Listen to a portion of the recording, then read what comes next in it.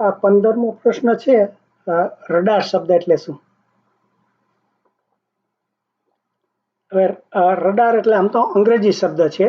એટલે એ પણ કોઈ પણ વસ્તુનું માપવા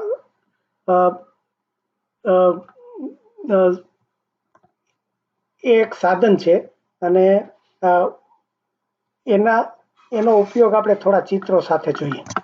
કે જો આમાં આ બતાવ્યું છે કે આ રડાર એટલે આ ઉપર ડીશ જેવું હોય ને, આપણે આની જે સેટેલાઇટની ડીશ હોય એવું ડીશ જેવું હોય, એમાંથી આ પ્લેન કેટલું ઊંચું ઉડે છે,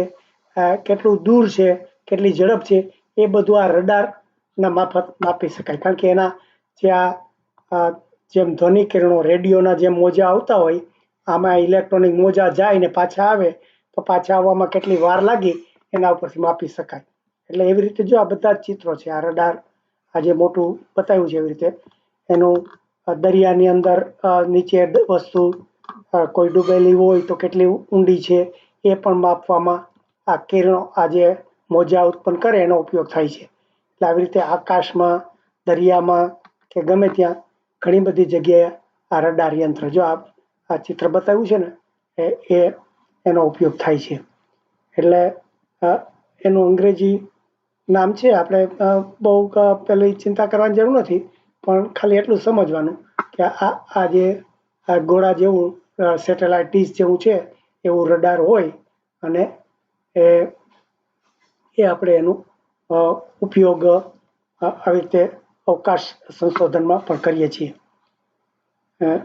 એટલે જેથી રેડિયો, ટીવી, રેડિયો આગળ થતી વિદ્યુતથી તેને બચાવી શકાય.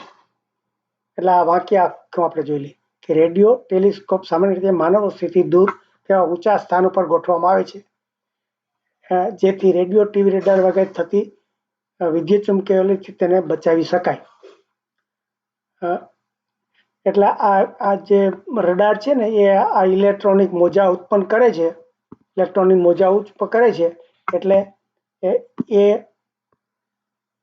એ બીજાને ખલેલ ન પહોંચે એટલા માટે આ રેડિયો અને ટેલિસ્કોપ ઊંચે મૂકવામાં આવે છે, કારણ કે બીજા એ બધાના એકબીજાને મોજાને અસર ના કરે એટલા માટે.